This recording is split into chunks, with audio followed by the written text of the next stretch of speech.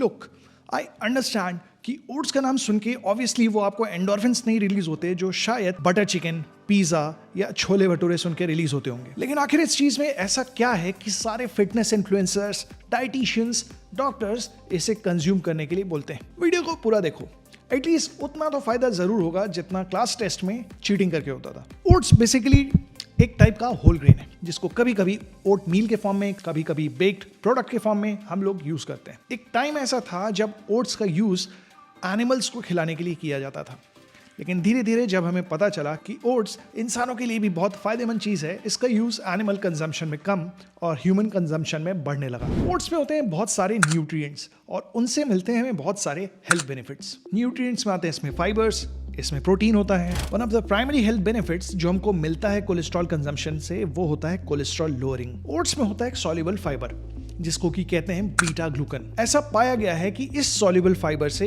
LDL cholesterol यानी कि bad cholesterol कम होता है। इससे फायदा क्या मिलता है? इससे फायदा ये मिलता है जैसे जैसे बैड कोलेस्ट्रॉल का वैल्यू कम होता है, हमारा स्ट्रोक होने का चांसेस, हमारा हार्ट डिजीज होने का चांसेस कम होता चला जाता है। ओट्स सॉल्युबल और इनसॉल्युबल फाइबर के बहुत अच्छे सोर्स है। कहा गया है कि ओट्स में मौजूद फाइबर्स ब्लड में कोलेस्ट्रॉल का एब्जॉर्प्शन कम करते हैं। कहते हैं लगभग 5 से 10 ग्राम सॉल्युबल फाइबर्स एलडीएल कोलेस्ट्रॉल को कम करने में मदद करता है। ओट मील के एक सर्विंग से हमें लगभग 3 से 4 ग्राम फाइबर्स मिल जाते हैं। फाइबर्स के अलावा oats are very good source of antioxidants. Antioxidants जैसे कि विटामिन ए, पॉलीफेनॉल्स और एवीएस। इन एंटीऑक्सीडेंट से होता क्या है?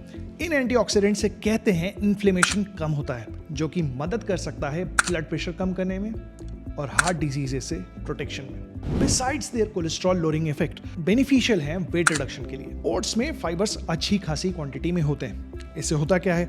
इससे मिलती है हमें फीलिंग ऑफ फुलनेस, सटाइटी, पेट भरा हुआ सा महसूस होता है। Also they are very low in calories. अब कोई ऐसी चीज जो आपको फीलिंग ऑफ फुलनेस भी दे रही है, कैलोरीज में भी लो है, probably it is an ideal choice for reducing weight, isn't it?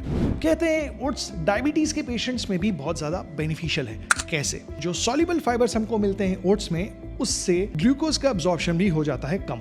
Oats का ग्लाइसेमिक इंडेक्स भी कम होता है, यानी कि उससे हमें शुगर लेवल्स में बहुत स्पाइक्स नहीं मिलती हैं। तो किसी भी फूड प्रोडक्ट की तरह ओट्स को कंज्यूम करने की भी दो तरीके हैं, एक हेल्दी मेथड और दूसरा अनहेल्दी मेथड। तो बात करते हैं हेल्दी मेथड्स के बारे में। ओट्स को कंज्यूम करने के लिए ज्यादातर लोग उसको ओट मील की तरह कंज्यूम करते हैं, यानी कि ओट्स का इस्तेमाल पानी के साथ या दूध के साथ किया जाता है। ओट्स से में आने वाला चोकर, कुछ लोग इसको आटे में मिला के मल्टीग्रेन आटे की तरह यूज करते हैं। कुछ लोग अपनी डाइट में फाइबर को बूस्ट करने के लिए इसका यूज करते हैं। कुछ लोग स्मूदीज में डालते हैं, कुछ लोग योगर्ट में डालते हैं। ओट्स को खाने के कुछ अनहेल्दी तरीके भी होते हैं, जैसे कि क्या?